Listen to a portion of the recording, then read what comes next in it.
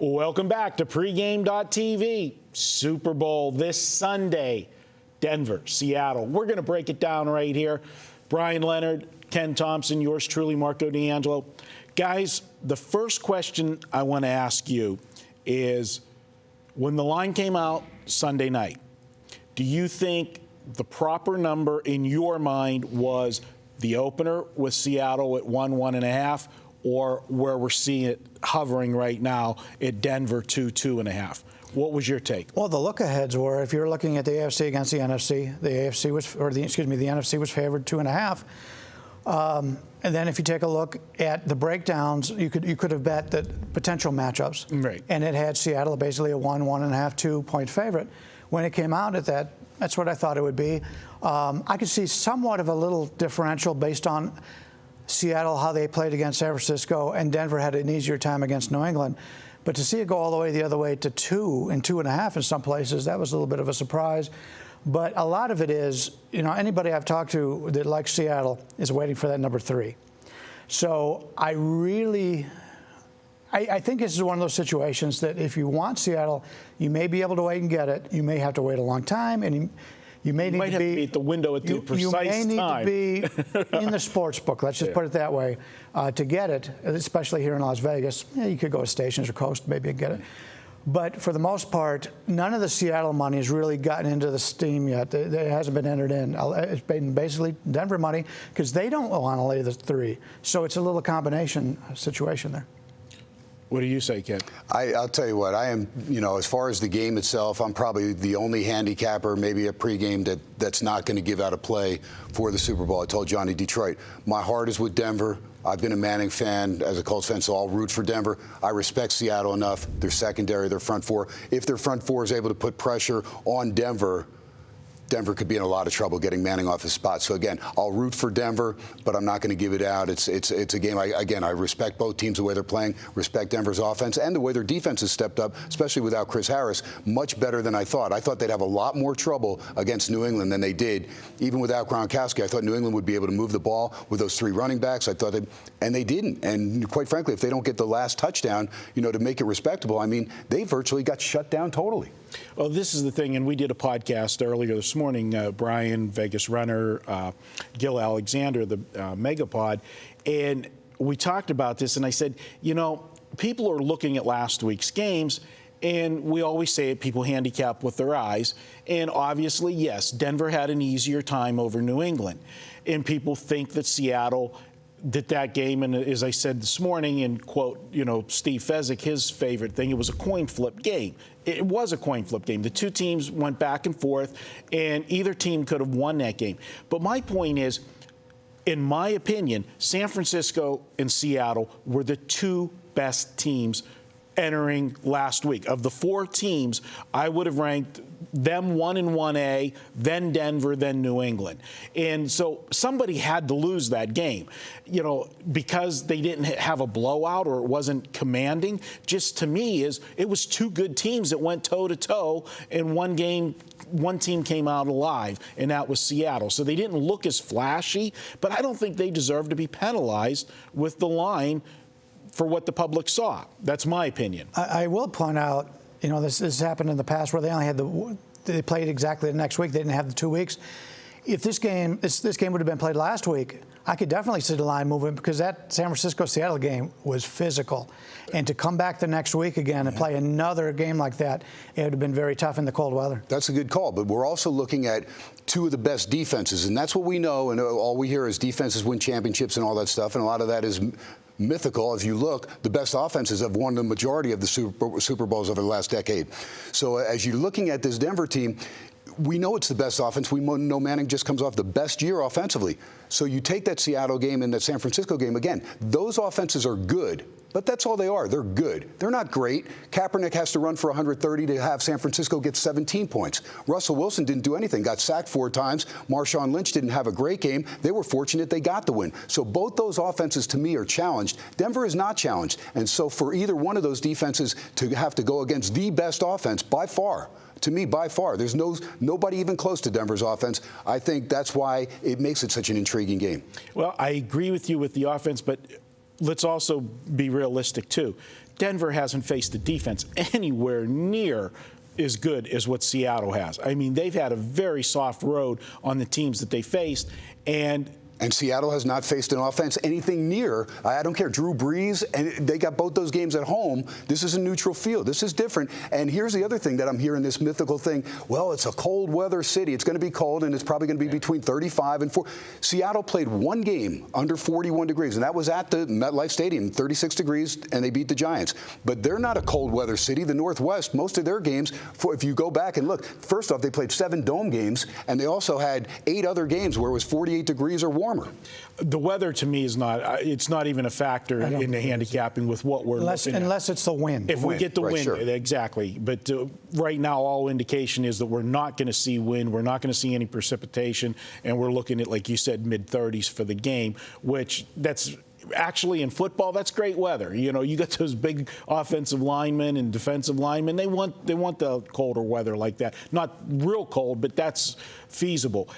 The one thing I'm hearing a lot about, too, and I want to kind of shoot a hole in, is everybody's talking about the Denver run defense the last 4 games. How they've held everybody under 100 yards and that. And, again, you got to look at what's going on. They played the last 2 games of the regular season were Houston and Oakland. Those teams were pitiful this year and quit at the end of the season. I don't even look at those games to compare the stats, where they're saying, well, look what they did the last 2 weeks to San Diego and New England on the running and how much they held them to how few yards. Not even San Diego, because Matthews was banged up. But against New England, when you're bringing a 3-headed monster in there and you got Vereen, an excellent receiver, you got Ridley, a darn good slasher, and then you got LeGarrette Blount coming off the game of his life against Indianapolis. Every handicapper I heard that liked New England was telling me how that running game was going to destroy and shred that Denver defense, and we never saw it. Yeah, here's the thing. They ran for 65 yards, San Diego, 64 for New England, but they only attempted 18 and 16 rushing attempts because they never had the ball. Denver had the ball for those 2 games the whole time. They were able to play ball control because the defenses couldn't stop them, and they wore them down playing in the altitude. And this is a situation where they only punted once in 2 games. I guarantee you Denver is going to punt the football in this game 3 or 4 times for sure. Ken and I, I'm sorry to cut you off. Ken and I kind of talked about this earlier about the improvement on the Denver defense. Now, granted, you mentioned a key defensive player that's not going to be playing. That may come back to haunt him in this game. But, so many times this season, and we talked about it on the podcast earlier, Gil Alexander brought it up. You take a look at their year-long numbers on defense, they're not very good. Mm-hmm. But a lot of that is based on the pace of the way these 2 teams play. It's like a basketball team's playing. If you score quick, your defense is going to be out on the field longer. They're going to put up more plays, and they're going to tire. But I think Denver, as the season has gone on, they've realized that. So they used to average about 12 possessions a game, 12 drives. They're down to like 8. Now, a lot of it is they've gone against, San Diego, New England, smarter teams that may be able to run the ball a little bit on them, similar to Seattle here.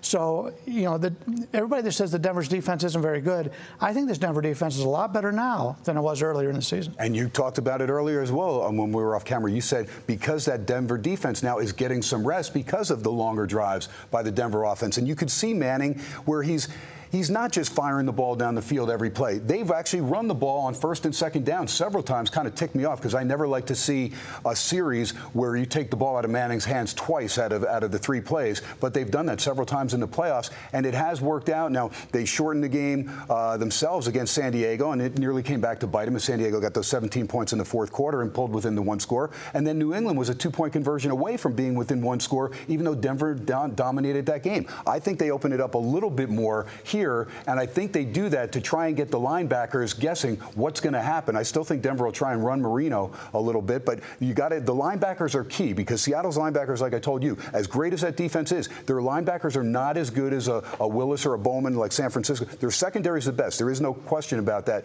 But again, it's all on that defensive line and the offensive line for Denver. Where is the game going to fall in the trenches? If Manning's moved off his spot and he's uncomfortable, Denver will lose. If he's able to have time, we know as long as the wind's not a factor, he's going to put up points. All right, so you're on the fence, Ken. My heart's for Denver. That's it. Brian, any side you're leaning to, or you're waiting strictly for a number? I'm waiting for a certain number. If I get 3, I'll play Seattle. I'll be on Seattle some way, whether it be, I doubt if I'll take the 2.5. I'll probably play the money line, or I'll get it in props, and we'll talk about it a little bit later. There's different ways to play these things. If the game plays out the way you think it will from the Seattle standpoint, you're probably better off playing some props instead. All right, well, we'll hold that thought because we'll talk about that in the next one. As you can tell, I'm kind of slanted to Seattle with it. I just think that the wrong team's favored in this game. I think they're the better team. I will say one thing, huge advantage, obviously, the experience factor, Russell Wilson versus Peyton Manning in a big game. But the Seattle Seahawks are not built to rely on Russell Wilson. He's there just to manage the game and not screw it up. So I think it makes a little bit of a difference. What about that? I just want to check with you guys because there's no one with any experience Super Bowl-wise from Seattle, and they're playing it off like, it's no big deal. Bull crap. Because I'm telling you, you talk to people before they played in their first Super Bowl, and then after, when they're going back, if they're going back for a second time, they're like, man, thank God I went there that first time because now I know what to expect. You have no clue. All of a sudden, things change a lot more than a regular season game or even a regular season playoff game. I will counter that, and I will plagiarize our friend Joe Fortenbaugh of the National Football Post. He read something that last year Wilson went to the Super Bowl, and he got there early, and he wanted to see how it worked out. When did they start practicing? How much time was between this and that? During halftime, what did they do? How much time did it take? So he went in preparing for this spot right here. So even though he hasn't been there before, and Manning has, I think by him going in and doing that, that tells you a lot about, the mindset of your best, the guy that is going to get the ball all the time. Yeah. He's awesome. Yeah, we're running long on this one, but I'll throw one last thing on there too. Is back in December when I did the podcast with Gil and they were playing the Giants, Seattle.